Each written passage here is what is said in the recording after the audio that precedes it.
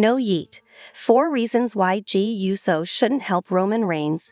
Hello guys, welcome to my channel. Have a nice day. For the latest news update, please subscribe the channel and press the bell icon. From the moment Roman Reigns returned to WWE as a top babyface, fans have been expecting him to recruit the original Bloodline members to compete against Solo Sikoa's new version. The first step of the journey took place at WWE's Bad Blood, when Jey Uso returned to the company and helped him and Cody Rhodes defeat Jacob Fatu and Sikoa. Even though the original tribal chief wasn't the person who brought him back, it instantly got people talking about Jey Uso. He has a lot of history with Reigns as friends and rivals in WWE, but that doesn't mean he needs to be in the group. While it might create a full-circle moment for that particular storyline, it's not the right time for it to happen, and Uso shouldn't go back to his family.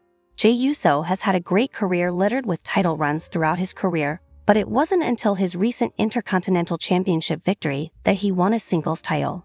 Uso defeating Braun Breaker for the Icon title was a huge moment that led to a massive reaction, proving that audiences are more than ready for a Uso title run. Winning that title was a great journey for him, but now it's important that he gets a memorable title reign to prove he's capable of being a singles champion.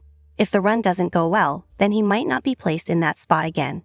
Therefore, his creative focus should be on creating memorable feuds involving the title and matches that people won't forget. Throwing him into the Bloodline battles would detract from that, which is why it doesn't need to happen. The Usos are an iconic tag team that will never be forgotten, but going back to that isn't needed at this stage in their careers. Putting Jey Uso back into the mix with Roman Reigns would likely see him and his brother reunite as a tag team, because having them just work on the same roster as singles stars would seem strange. However, that isn't something WWE needs right now. The tag team division has plenty of great duos, and Jey has proven that he can thrive on his own. One day, the Usos can reunite and have a final run, but now isn't the time for that nostalgia trip. Jey should stay away from this angle and allow Jimmy to enjoy that particular spotlight. The Bloodline story has been epic and has benefited everyone directly involved in it, including Jey Uso. His stock rose to new heights when he was involved in or feuding against the Bloodline, proving its impact.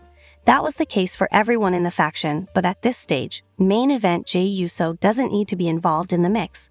While his brother has failed to establish his own niche outside of working alongside Roman Reigns, Jey has thrived on his own.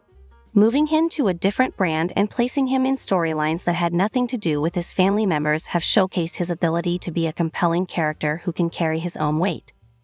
WWE should always want to have as many compelling characters as possible, and throwing him back into the Bloodline mix could impact that for him. Ultimately, the biggest reason it shouldn't happen is that it would destroy the long-term storyline that has taken place between Reigns and Jey. The Bloodline storyline essentially began when Reigns belittled his cousin, talking trash to him and putting him in his place, and their issues continued ever since then.